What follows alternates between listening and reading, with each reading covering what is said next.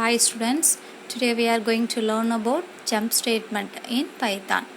The jump statement in Python is used to unconditionally transfer the control from one part of the program to another. Okay, so in the jump statement நாம ஏன் use பண்ணுறோம் அப்படின்னு பார்த்தீங்கன்னா, so one part of the program to another part of the programக்கு so நம்மளுடைய கண்ட்ரோலை transfer பண்ணுறதுக்காக தான் நம்ம ஜம்ப் ஸ்டேட்மெண்ட்டை யூஸ் பண்ண போகிறோம். Okay, so one part of the ப்ரோக்ராம்லேருந்து இன்னொரு பார்ட் ஆஃப் த ப்ரோக்ராமுக்கு நம்ம என்ன பண்ணுவோம்னா செட் ஆஃப் ஸ்டேட்மெண்ட்டை ஸ்கிப் பண்ணிட்டோ இல்லை ஜம்ப் பண்ணிட்டோ மூவ் பண்ணுறதுக்கு தான் இந்த ஜம்ப் ஸ்டேட்மெண்ட்டை நம்ம யூஸ் பண்ண போகிறோம். ஓகே, ஸோ இந்த மாதிரி நம்ம ஜம்ப் ஸ்டேட்மெண்ட் யூஸ் பண்ணுறதுக்குன்னு பார்த்தீங்கன்னா 3 கீவேர்ட்ஸ் யூஸ் பண்ண போகிறோம்.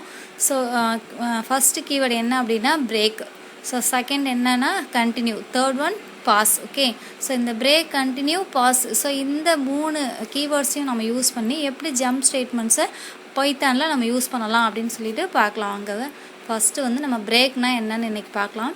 ஸோ பிரேக் ஸ்டேட்மெண்ட் அப்படின்னா என்ன அப்படின்றதுக்கு முன்னாடி ஸோ இந்த பிரேக்கும் கண்டினியூ எப்படி ஒர்க் ஆகுதுன்ற ஃப்ளோ சார்ட் ஒன்று கொடுத்துருக்கேன். ஸோ ஃப்ளோ சார்ட்டை பாருங்கள். ஸோ நம்ம வந்து ஒரு கண்டிஷன் கொடுத்துருக்கோம். ஸோ இந்த கண்டிஷன் ட்ரூ அப்படின்னு சொல்கிறோம். ஸோ ட்ரூ அப்படின்னு எக்ஸிக்யூட் ஆகும்போது ஸோ இதில் ஸ்டேட்மெண்ட் 1லேருந்து ஸ்டேட்மெண்ட் n வரைக்கும் கொடுத்துருக்கோம். ஸோ ஸ்டேட்மெண்ட் 1 எக்ஸிக்யூட் ஆனதுக்கப்புறம் பிரேக் ஸ்டேட்மெண்ட் கொடுத்தாச்சு. ஸோ பிரேக் கொடுத்த உடனே அது என்ன பண்ணுன்னா ஸோ அந்த லூப்பை விட்டு என்ன பண்ணிட்டா வெளில ப்ரோக்ராமை எக்ஸிட் ஆகிடும். ஓகே, ஸோ அப்போ பேலன்ஸ் இருக்கக்கூடிய அந்த ஸ்டேட்மெண்ட்ஸ் எல்லாம் எக்ஸிக்யூட் ஆகுமா அப்படின்னா ஆகாது. ஓகே, ஸோ இதுதான் வந்து பிரேக். பட் கண்டினியூ அப்படின்னா என்ன பண்ணும் அப்படின்னா கண்டினியூ வந்து ஸோ நெக்ஸ்ட் ஸ்டேட்மெண்ட்டையும் எக்ஸிக்யூட் பண்ணுறதுக்கு கண்டினியூ பண்ணும். ஓகே, ஸோ இதுதான் வந்து நமக்கு பிரேக்கும் கண்டினியூக்கான லூப் ஸ்ட்ரக்சரை கொடுத்துருக்காங்க.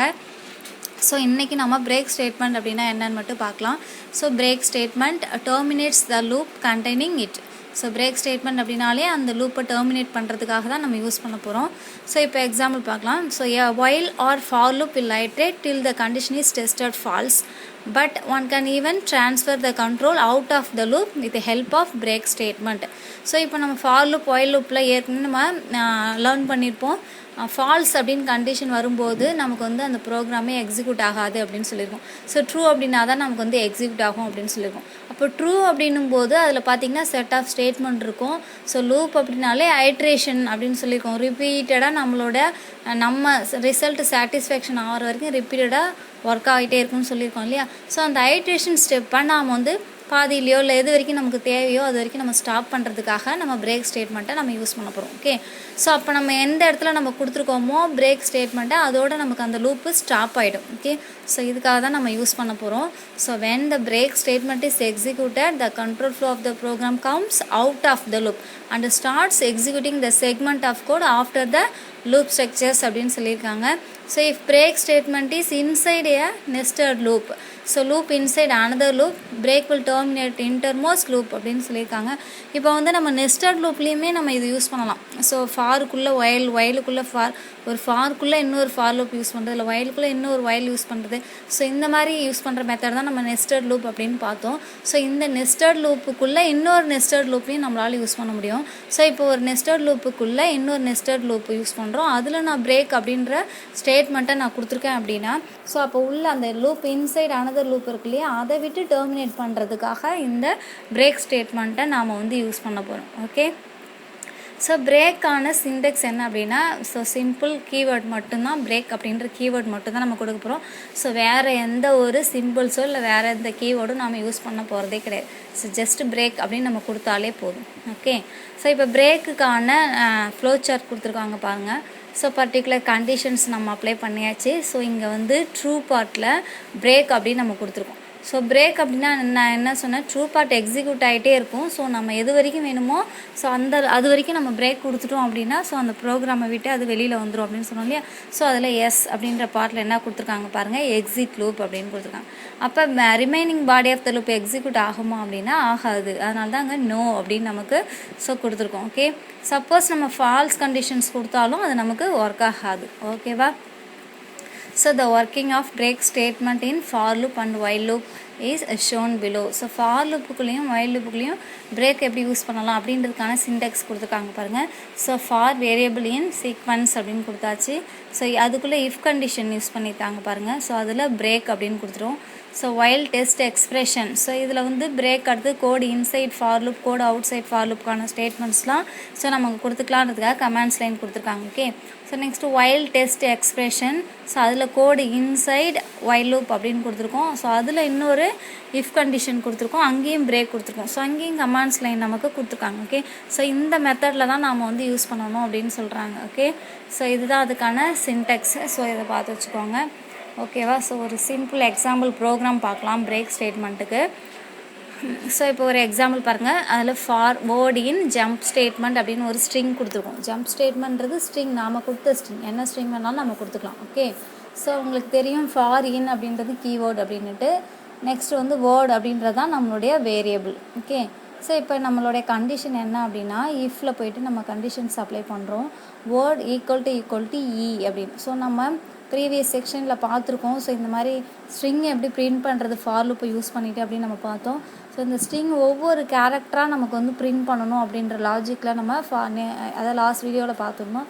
ஸோ ஒவ்வொரு கேரக்டராக நமக்கு ஸ்பேஸ் அலாட் பண்ணிவிட்டு ஒவ்வொரு கேரக்டராக நமக்கு டிஸ்பிளே பண்ணுற மாதிரி அந்த எக்ஸாம்பிள் ப்ரோக்ராம் பார்க்கணும். ஸோ சேம் ப்ரோக்ராம் தான் இதுவும். Okay, so if word equal to E அப்படின்னு நம்ம கொடுத்துருவோம். ஸோ நம்மளோட கண்டிஷன் என்ன இங்கே அப்படின்னா, நாம் எதிர்பார்க்குற வேர்ட் அப்படின்றது எப்படி இருக்கணும், ஈக்கு ஈக்குவலாக இருக்கணும் அப்படின்னு சொல்லியிருக்கோம். Okay, so break. ஸோ இ அப்படின்னு நமக்கு எப்போ வருதோ ஸோ அதோட நமக்கு பிரேக் ஆகிட்டு, ஸோ பிரேக் அப்படின்னாலே என்ன ஆகிடும், ஸோ எக்ஸிட் ஆகிடும் ப்ரோக்ராம் இல்லையா. ஸோ பிரேக்குன்ற ஸ்டேட்மெண்ட் கொடுத்துருச்சு. ஸோ இப்போ பார்த்திங்கன்னா பிரிண்ட் அதில் பார்த்திங்கன்னா வேர்டு கமா எண்ட் அப்படின்னு நம்ம கொடுத்துருக்கோம். ஸோ வேர்டுன்னு கொடுத்த உடனே நமக்கு பிரிண்ட் பண்ணும் இல்லையா.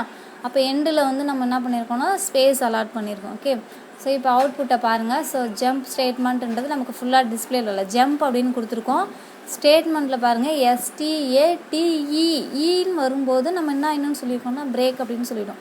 அப்போ அப்படின்னு வரும்போது என்ன ஆகிடும் நமக்கு, ஸோ பிரேக் ஆகிடும். அப்போ நமக்கு ஜம்ப் ஸ்டார்ட்னு மட்டும் இருக்குது பாருங்கள். அந்த ஸ்டேட்மெண்ட் அப்படின்றதுக்கு முன்னாடி வரைக்கும் அதான் வந்திருக்கு. ஸோ பேலன்ஸ் வரல. ஓகே, ஸோ இந்த மாதிரி பிரிண்ட் பண்ணுறதுக்கு தான் நம்ம பிரேக் ஸ்டேட்மெண்ட்டை நம்ம யூஸ் பண்ண போகிறோம். ஓகே, ஸோ அதுதான் கீழேயும் நமக்கு கொடுத்துருக்காங்க. Each letter of the given string sequence is tested till the letter E is encountered.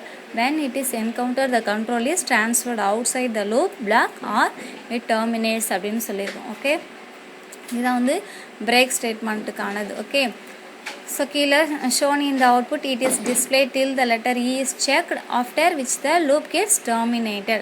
If a loop is left by break, the else part is not executed. So இங்கே ஒரு important point என்ன சொல்லியிருக்காங்க பாருங்கள். if a loop is left by break, the else part is not executed. So நம்ம வந்து true பார்ட்டில் நம்ம break ஸ்டேட்மெண்ட்டை கொடுத்தாச்சின்னா ஸோ பேலன்ஸ் இருக்கக்கூடிய அந்த ட்ரூ பார்ட்டில் இருக்கக்கூடிய ஸ்டேட்மெண்ட் ஒர்க் ஆகாது அப்படின்னு பார்த்தோம். ஸோ அது மட்டும் இல்லாமல் எல்ஸ் பார்ட் நம்ம கொடுத்துருந்தாலும் அந்த எல்ஸ் பார்ட்டையும் ஸ்கிப் பண்ணிவிடும். ஓகே, ஸ்கிப் பண்ணிவிட்டு வெளில வந்துடும். ஸோ அவுட் சைடில் நம்ம என்ன ஸ்டேட்மெண்ட் கொடுத்துருந்தாலும் அந்த ஸ்டேட்மெண்ட் வந்து ஒர்க் ஆகும். பட் பார்த்திங்கன்னா நம்ம கொடுத்துருக்கிற கண்டிஷனில் எல்ஸ் பார்ட் எது கொடுத்தாலும் ஒர்க் ஆகாது. ஸோ இந்த பாயிண்ட்டை நோட் பண்ணிக்கோங்க, இது வெரி இம்பார்ட்டன்ட் 1 மார்க். ஓகே, ஓகேவா? ஸோ இதோடைய அவுட்புட்டை பாருங்கள். அதான் எல்ஸ் பார்ட்டையும் யூஸ் பண்ணிவிட்டு அதோடைய அவுட்புட் எப்படி இருப்பாருங்க. For word in jump statement if word equal. So same program else பார்ட்டில் பாருங்கள் பிரிண்ட் எண்ட் ஆஃப் த லூப்புன்ற ஒரு மெசேஜ் கொடுத்துருக்கோம். ஆனால் பிரேக் கொடுத்த உடனே அது என்ன ஆயிடுச்சு அப்படின்னா ஸோ அந்த எண்ட் ஆஃப் த லூப் அப்படின்ற மெசேஜ் நமக்கு ஒரு டிஸ்பிளே ஆகலை பாருங்கள். எல்ஸ் பார்ட்டில் கொடுத்து ஆகலை. But outside of the லூப்பில் பாருங்கள் பிரிண்ட்டில் எண்ட் ஆஃப் த ப்ரோக்ராம் கொடுத்துருக்கோம். ஆனால் அந்த ஸ்டேட்மெண்ட் நமக்கு ஒர்க் ஆகும். ஏன் அப்படின்னா அது ஃபார் லூப்புக்கான ஸ்டேட்மெண்ட். அந்த print end of the program அப்படின்றது ஃபார் லூப்புக்கான ஸ்டேட்மெண்ட். எல்ஸ் பார்ட்டுக்கான பிரிண்ட் பார்த்திங்கன்னா ஒரு டேப் யூஸ் பண்ணியிருக்கோம் பாருங்கள். ஸோ யூஸ் பண்ணுறது அதுதான் வந்து அந்த பார்ட் அப்படின்றது நம்ம இண்டென்டேஷன் யூஸ் பண்ணுறதுலேருந்தே நமக்கு தெரியும். Okay, so note that the break statement has even skipped the else part of the loop and has transferred the control to the next line following the loop black அப்படின்னு சொல்லியிருக்காங்க. So else part அப்படின்னாலே break அப்படின்னாலே else part என்ன பண்ணிவிடும், skip பண்ணிவிடும். So அடுத்தது பார்த்திங்கன்னா அப்படியே கண்ட்ரோலில் நெக்ஸ்ட் லைனுக்கு ட்ரான்ஸ்ஃபர் பண்ணிவிட்டு ஸோ அந்த லூப் மட்டும் எக்ஸிக்யூட் ஆகும் அப்படின்னு சொல்லியிருக்காங்க. Okay, okay students, thank you.